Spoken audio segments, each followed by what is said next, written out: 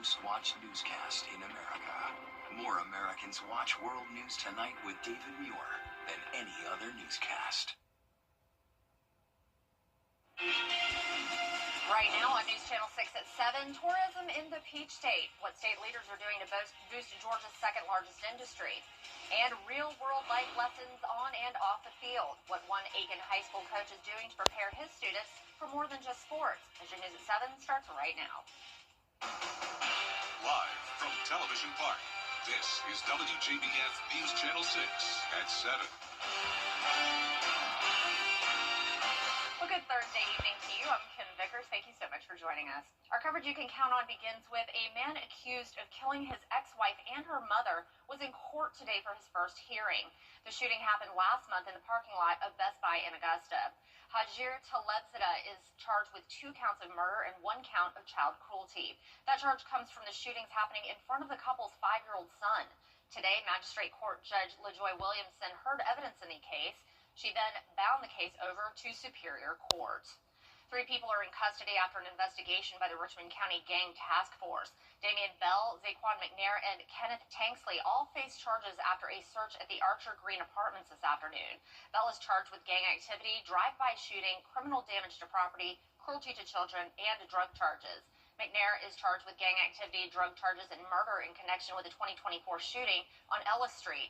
And Tanksley is charged with possession of marijuana and firearm during a felony. All are being held at the Webster Detention Center. 2 people are in custody after a shooting at a block party in Waynesboro. We first reported on this story last week.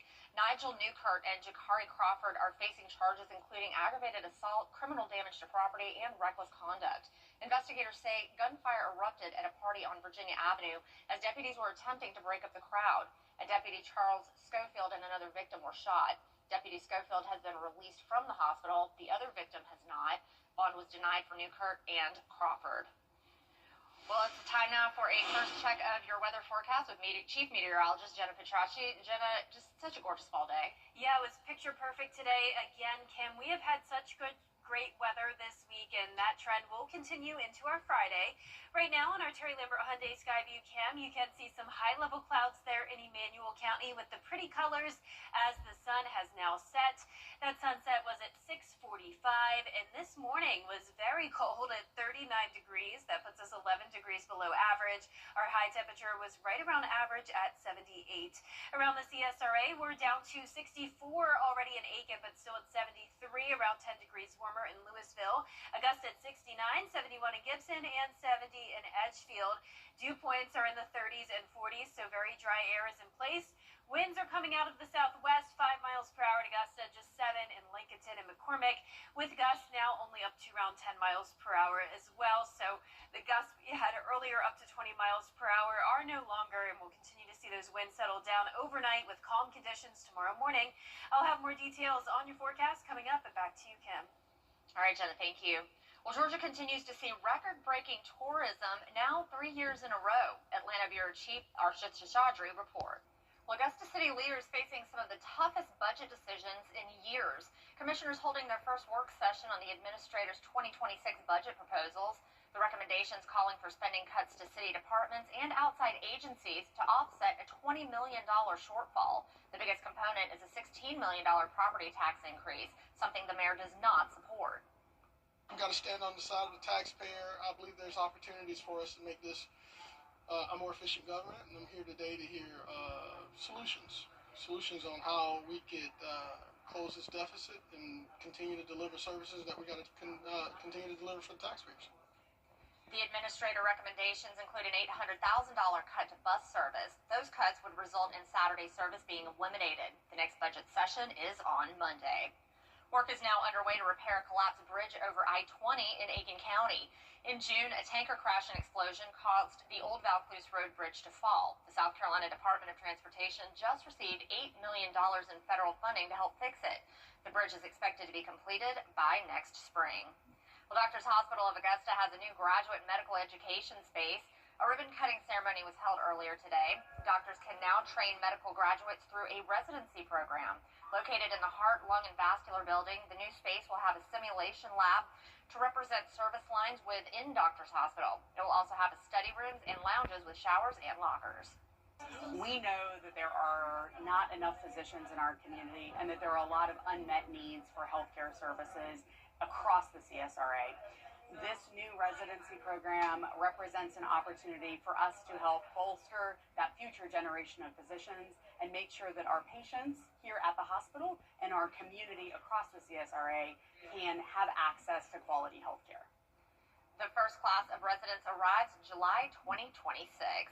Well, part of the experience for student athletes is learning life lessons and getting ready for the real world. That's why one local football coach is teaching his players how to win on and off the field. Graham Lee has the story. Here at Aiken High School, head football coach Steve Hibbets is in his first year with the Fighting Green Hornets. As he's working to turn this program around, he came up with the idea last month to start teaching his players critical life skills that they'll need to have when they hang up the cleats. And both feet are facing forward. That's very important. That means a lot, okay? We learned this through a social media post last Friday where Hibbets held a different kind of practice with his players. He says the idea came after discussions last month.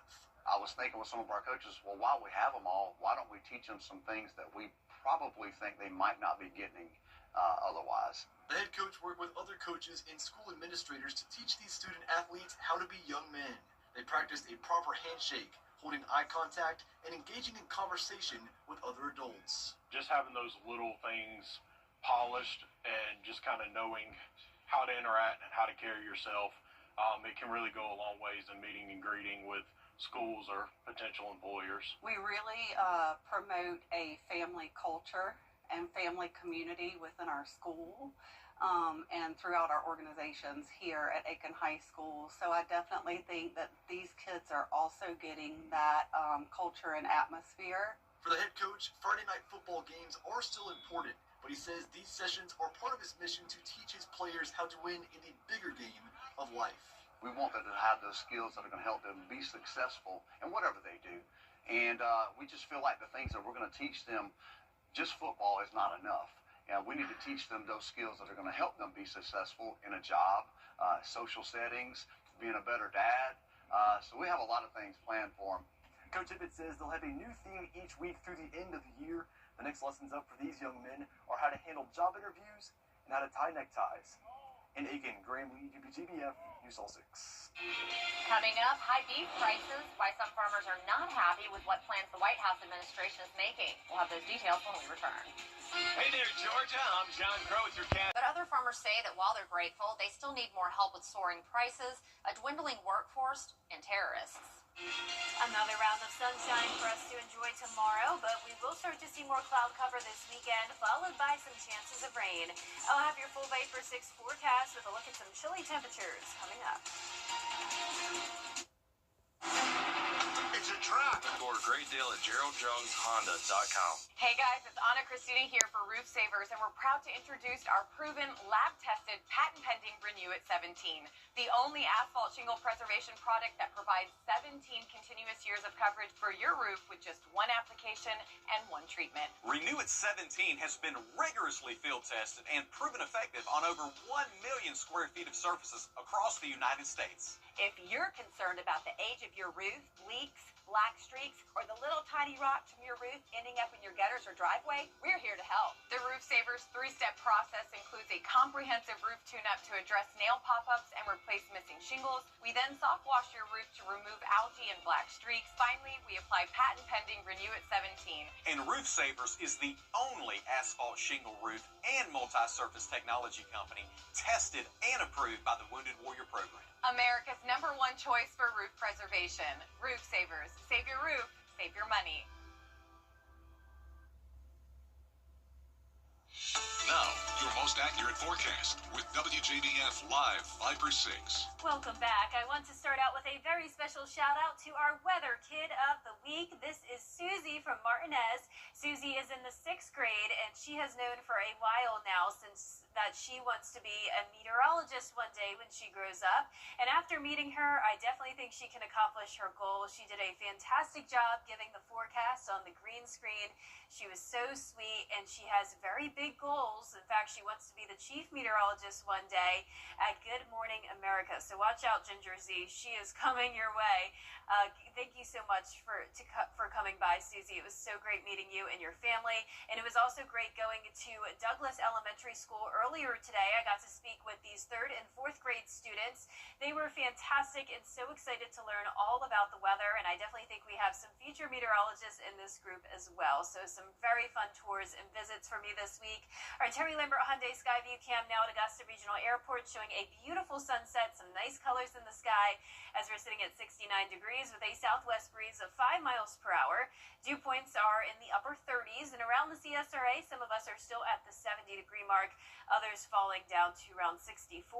Clear skies for everyone, though, with high pressure overhead. Looking to the west of us, we do have this disturbance developing, and this will become a low-pressure system, which will bring us some impacts starting over the weekend. So you'll start to see more cloud cover on Saturday. On Sunday, we will have just a 20% chance of rain, and temperatures will begin to cool down, which we'll talk more about in just a moment. But for tomorrow, a chilly start again at around 46 degrees, then climbing to 75 at 5 p.m. It's going to be great football weather once again, probably for about the 4th week in a row. I feel like every Friday that I'm out there, it's just been beautiful. So be sure to tune in live at 4, 5, and 6 p.m. as I'll have your weather report there in Johnston as Saluda comes to town to play Strom Thurmond. It's going to be chilly at night, 52 degrees. We have the Jack-o'-lantern Jubilee on Saturday in North Augusta, starting out in the upper 50s, then climbing into the low 70s, nice and comfortable throughout the afternoon with sunshine, but then notice those clouds starting to move in late at night. Those clouds will lead to some rain eventually, and we could use it. The drought monitor now showing a severe drought in some of our southern line counties. Our best shot at seeing some rain is going to be on Monday, and then again on Wednesday at a 40% chance. But you can see Friday night, we're keeping it clear, and it's going to be a dry start to the weekend. There's Saturday afternoon, just some clouds moving in. Now, as we start to look at our Sunday here, we're really not seeing a lot of rain on this model, but I do think it's possible that we could have a few light showers, but definitely a higher chance of rain once we get into Monday. We're going to be in the wedge setup with a northeast wind coming in and a warm front to our south. That's going to lead to a pretty wet pattern here with cloud cover and some cooler temperatures, and this will continue over the next few days after that. And notice the temperatures going all the way down to 64 Monday and Tuesday, and then I'm expecting a cold front to move through Wednesday night, keeping the temperatures on the cooler side all the way into that first weekend of November. And Halloween looks fantastic. We will be back to sunshine, and it will be nice and dry for trick-or-treaters. Well, that's definitely good. I've done the trick-or-treating thing when it's raining outside. It's not a lot of fun. Yeah, that kind of ruins it. Oh, absolutely. All right, Jenna, thank you. Well, it is dry across the region, and overnight, the South Carolina Forestry Commission sent out a fire weather alert. First responders say with dry conditions, that means a higher risk for wildfires. Currently, there's no burn ban in place, but officials say that could change if the state stays dry or if fires start picking up. They're hoping to avoid a repeat of large fires that occurred last spring across the state. Concern with that is any little thing can spark a brush fire. Anything from throwing out cigarette butts or a chain dragging down the road causing sparks, or actual outdoor burning could cause a pretty devastating fire. The warning also covers parts of western North Carolina and Georgia. Coming up, a former Illinois sheriff's deputy in court for killing a woman in her own home after calling 911. We'll have those details after the break. Get a lifetime warranty on new Hyundai. Coming up, an Audible update for the Harry Potter series. We'll have that story after the break.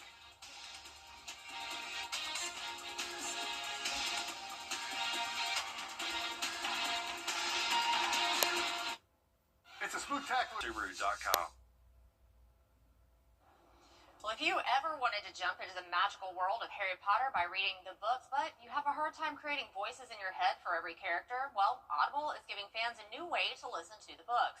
Instead of one person reading the book, it's actually a cast. More than 200 actors are part of Audible's adaptation of the Harry Potter books.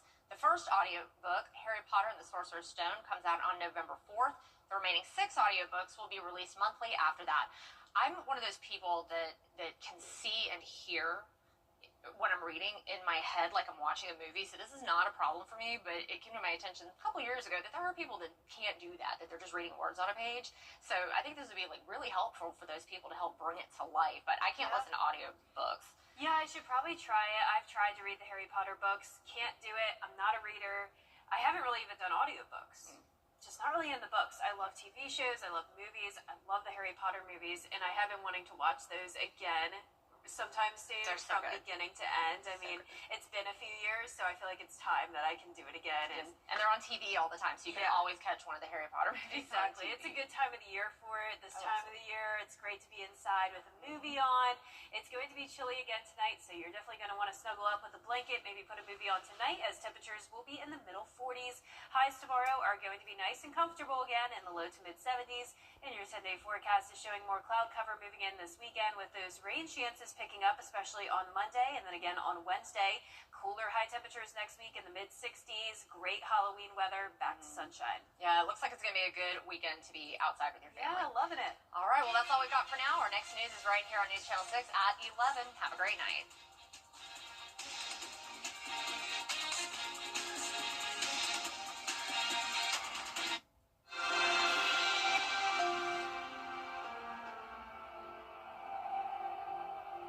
Insurance companies don't make it easy.